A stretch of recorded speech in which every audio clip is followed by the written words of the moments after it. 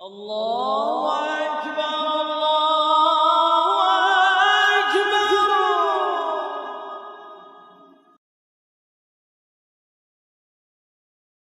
Allahu Akbar,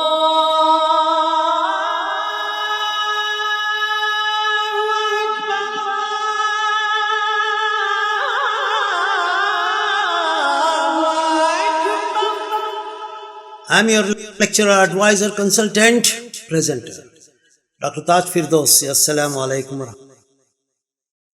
May Allah subhanahu wa ta'ala's mercy and blessings be on you forever and ever. Let me tell you something. Today is a very important day to tell you a story, not a lesson. A story.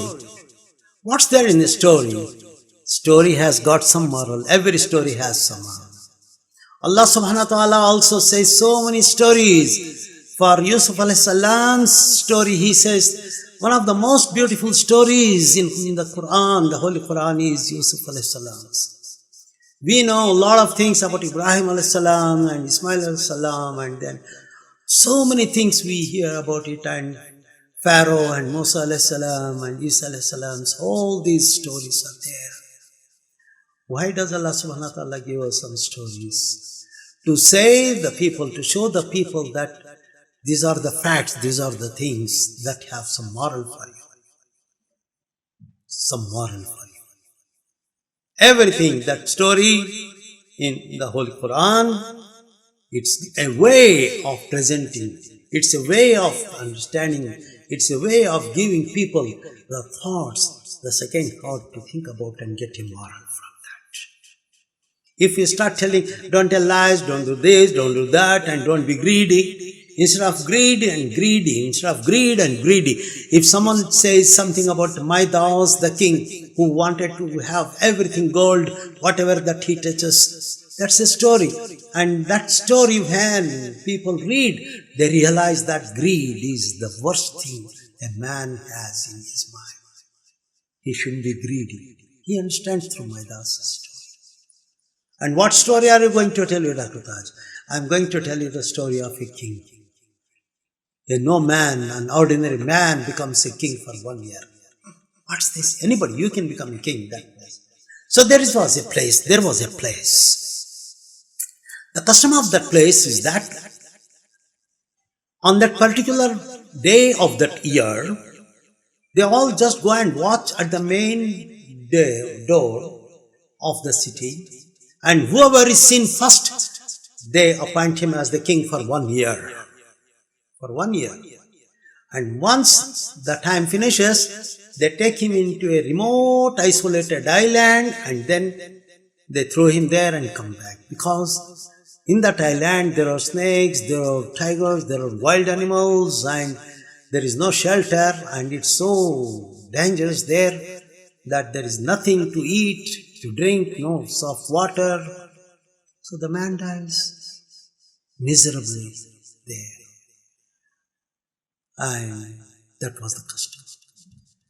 One day, that was the date. The next morning the people had to go and find. They went to the main gate and then they saw a man, a stranger from outside. They held him and forced him to go into the palace. He said, please leave me, I didn't do anything at all. I'm not a thief, I'm not a burglar. They said, come on, you are our king. What? Yes, this is our custom and you don't know about it. You have to go and sit on the throne for 1 year. You're going to be our king. King, can I say anything and you do? Yes, certainly, sir. You are honored. You are our king. He was very happy. Then he sat, they gave him beautiful clothes and everything, and then he sat with a crown of diamonds and gold on the head. And then he asked, how long do I have to rule? My whole life? No. For 365 days, 1 year. On 365 days, night, we will take you in a boat and then we will drop you in a place which is called an isolated island of death. Oh, but I don't want to be king anymore. I don't want. Sorry. This is our custom and you can't do that. No, I will run away. You will be killed if you try to go and escape from here. So you will be killed before time. At least for 1 year you are there. Be happy. Then he closed his eyes and he thought, what could I do? He thought and smiled and smiled. He said, okay, I'm ready. They all wondered and said, what kind of person is that one? Before he wanted to run away. He didn't want to be a king, and now suddenly he thought something. And what's that he thought? The very next day he ordered, I want 100 masons, I want 100 gardeners, I want 100 people to do this work, that work and everything. So he was the king, so hundreds of people came over there. And he asked them to do what the work they have to do. Everything here. Just he gave them the work. He distributed the work and the responsibilities, what they have to do as supervisor. And everything is done. The people were thinking that he is making another big palace, another big building. After all, in 1 year, by the time they build, it's almost 1 year, and anyway, he is not going to live there. So the time came. He finished 365 days. And after that, the people came and he said, I'm waiting for you. Please come and take me. All the people wondered and shocked and said, I'm not scared. I'm not crying to say, please leave me. Please forgive me. No, I'm very happy because I finished my tenure, the time of my ruling. Come on, take me. So the people put him in a boat, and then they took and then they pushed him towards that island, and they all came back. This man got onto the island, and then he smiled and he looked at the people who were just going, saying bye-bye. That's the last day for you. Go and die. And he smiled and he said, take care. I'm happy. And he went inside, and what was that? There was a beautiful place of acres and miles, like a beautiful garden with all fences and everything, protection all around, and inside palaces and rivers and streams and beautiful things all around, like a paradise. How did this happen?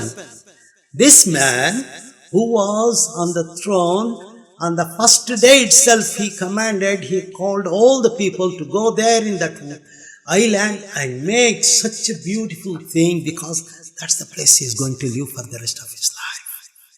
He prepared everything, the luxury, the food, everything was growing like anything for the whole life.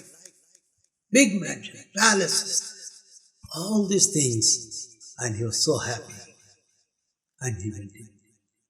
What he did was, as long as he was there for 1 year, he already planned for his whole life in that deserted island, in that remote, dangerous death island. So, what's the story? The story is that we are the king. We are here in this world. We finish the tenure, we finish our age, we finish our life. And after that, we are going to the island. The island is the life hereafter, after death. The island is there waiting for us. So if you are really like that king, you are intelligent and you are the man with a lot of logics and intellectuality, you will prepare everything for that island. You will prepare everything for that next life after death. You will prepare everything, palaces. How? By giving sadaqah, treating poor people, giving food to the hungry mouths, and serving all mankind and praying Allah subhanahu wa ta'ala every time. And be the best in the eyes of Allah subhanahu wa ta'ala. That he should be proud to say, he is my created man. He is the one I made him out of clay and he did this. Gentlemen, halfway, 3/4 way, close to the end of our life, the beginning or the middle way. Somehow, somewhere you are there right now. Just imagine the average is 70 years. If you are 35, you have already finished halfway, the remaining. But these days, the death rate is so high because of these diseases and all that we can't even say with assurance what is going to happen to us tomorrow. So that doom day is very close by.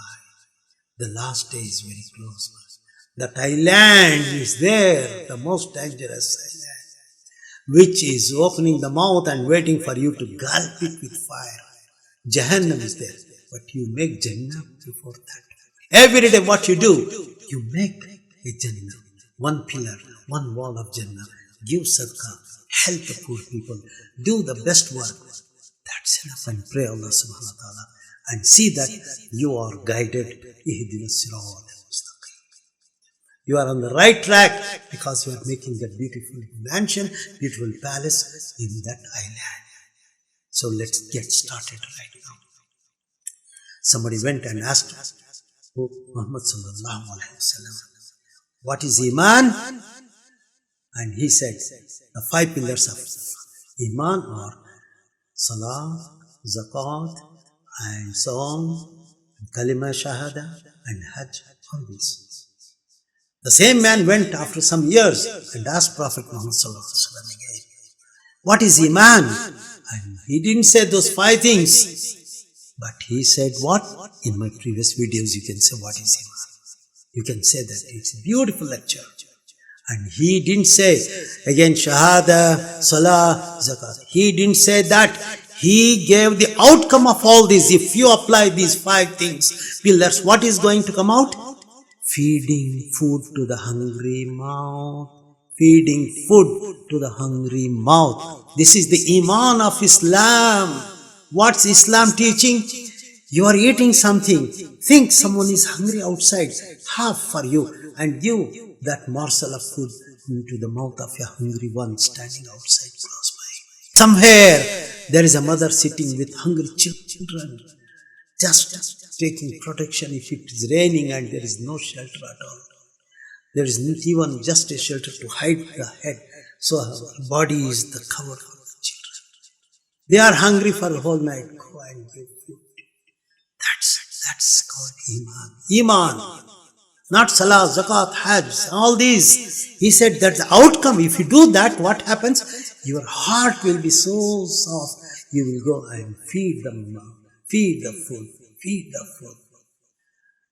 When there was food in the house, 2 days hungry, 3 days of hunger. Fatima Zahra radiallahu ta'ala anha was sitting. Somebody came and she wanted to eat, and someone said, I am hungry. She came. She was hungry by herself. She was, for 3 days, she was starving. And somebody said, take it, take it. If someone eats, just see that happiness. See that happiness when you see that person eating and looking at you with that thankful eyes. Leave alone human beings. Think of a dog, a hungry dog. You just go and feed the dog. And the dog looks at you with thankful eyes and he thinks, who is the one who is feeding me? He is just saying salutations to you. That mouth is not only human beings, even the animals. The dog is najis, but feeding a poor dog, a hungry dog, a hungry cat, hungry people, hungry children, that's Iman. Jazakallah khair. Thank you very much. Please, I want to tell you again, please share this with hundreds and hundreds and hundreds of people. Please, directly you get it, subscribe it with bell icon and tell your friends to do that. Thank you very much. Jazakallah khair. And Dr. Taj Firdausi says, Assalamu alaikum rahmatullahi wa barakatuh. Bye.